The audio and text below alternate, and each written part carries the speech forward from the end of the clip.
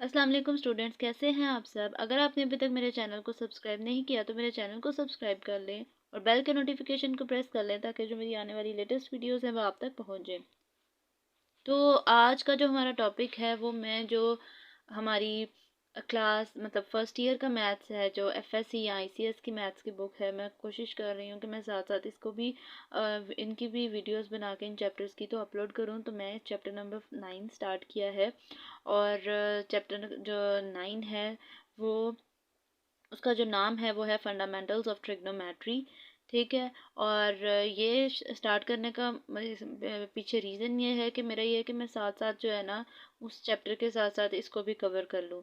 तो इसका इंट्रोडक्शन देख लेते हैं। इंट्रोडक्शन में वो क्या कहता है। सबसे पहले देखो कि जो मैथमेटिक्स है ना, ये एक मतलब जिस तरीके से बहुत ज़्यादा चीज़ें मिल के एक चीज़ बनी जाती है। ठीक है।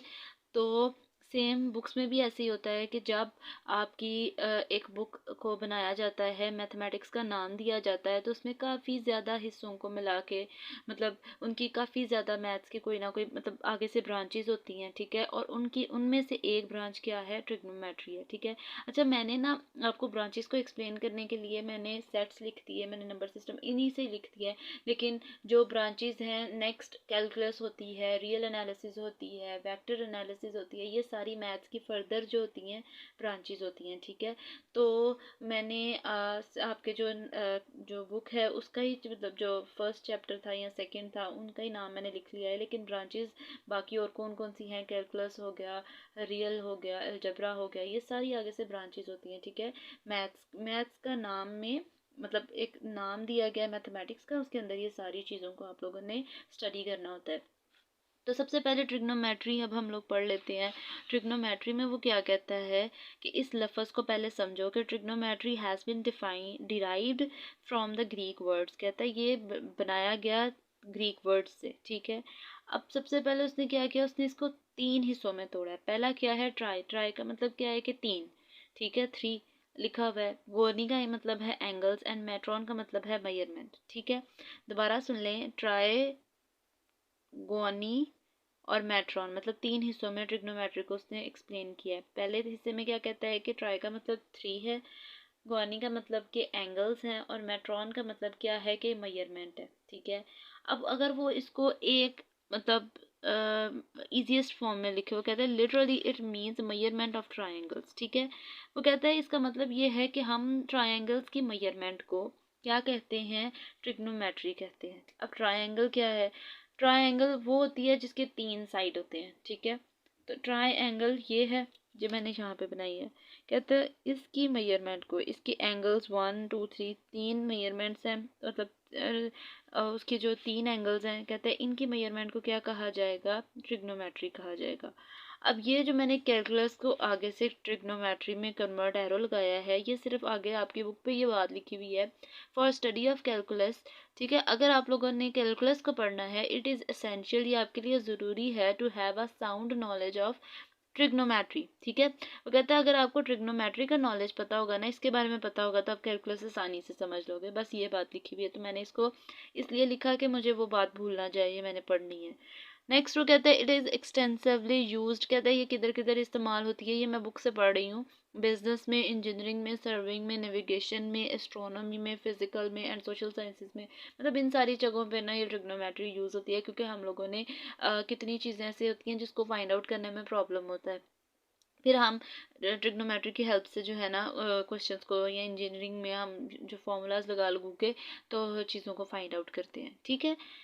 ये थी जो तो हमारे पास डेफिनेशन थी ट्रिग्नोमेट्री की। अब हम मूव कर रहे हैं फर्दर कि जो टॉपिक नंबर 9.2 है उस पर मूव करने लगे हैं। तो वो इसमें क्या कहता है, टॉपिक नंबर, हाँ जी, ये है जी हमारे पास 9.2 टॉपिक है, जिसमें उसने कहा है कि unit of measure of angles. ठीक है। अब उसने कहा है कि हम लोगों ने एंगल्स को मेजर करने के लिए क्या मतलब किस तरीके से यूनिट कौन कौन से हैं इसमें। तो सबसे पहले उसने ये हेडिंग दी है कि कॉन्सेप्ट ऑफ एन एंगल, कि एंगल क्या होता है।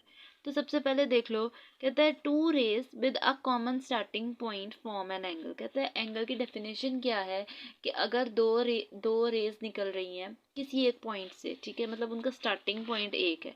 अभी मैं ये इन चीज़ों को एक्सप्लेन नहीं कर रही, अभी मैं सिर्फ एंगल को एक्सप्लेन कर रही हूँ। ये देखिए स्टार्टिंग पॉइंट यहाँ, इस पॉइंट से एक रे यहाँ को निकल रही है इस डायरेक्शन को, और एक रे निकल रही है इस डायरेक्शन को, ठीक है। ऐसी रेस का जो मतलब जिनका कॉमन पॉइंट एक हो, यहाँ से ये एक कॉमन पॉइंट है, यहाँ से बी भी निकल रही है, रे बी, और जो रे ए है वो यहाँ से निकल रही है। तो इसका मतलब क्या है कि ये एक एंगल है, ठीक है।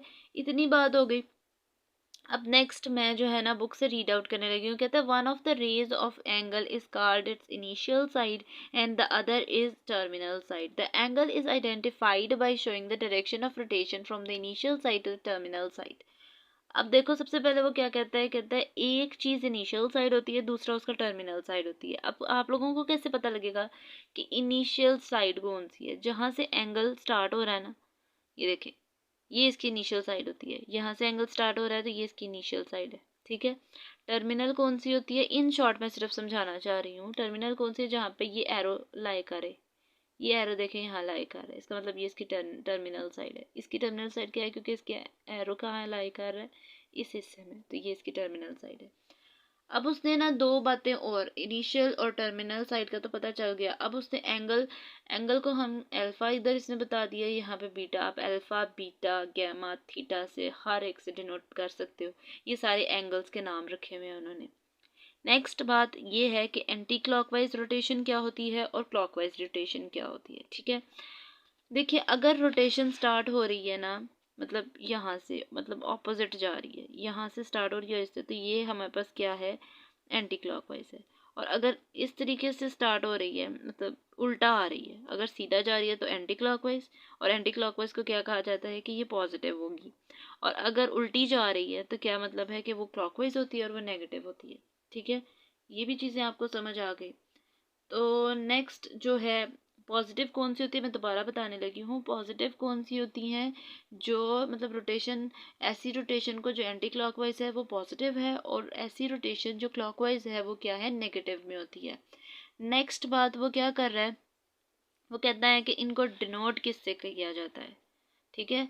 डिनोट मैंने आपको पहले भी बताया, अल्फा हो गया, बीटा हो गया, गैमा हो गया, थीटा हो गया, एक्सेट्रा। मतलब ये इसको किसी भी मतलब तरीके से आप डिनोट कर सकते हो।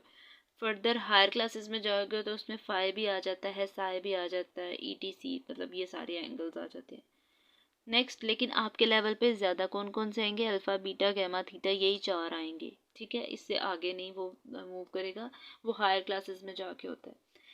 नेक्स्ट बात वो आगे क्या करने जा रहा है? वो कहता है commonly used measurement for angles. कहता है जो कॉमनली एंगल्स के लिए मेजरमेंट यूज़ की जाती हैं उनका नाम क्या है? वो है डिग्रीज और रेडियंस, ठीक है।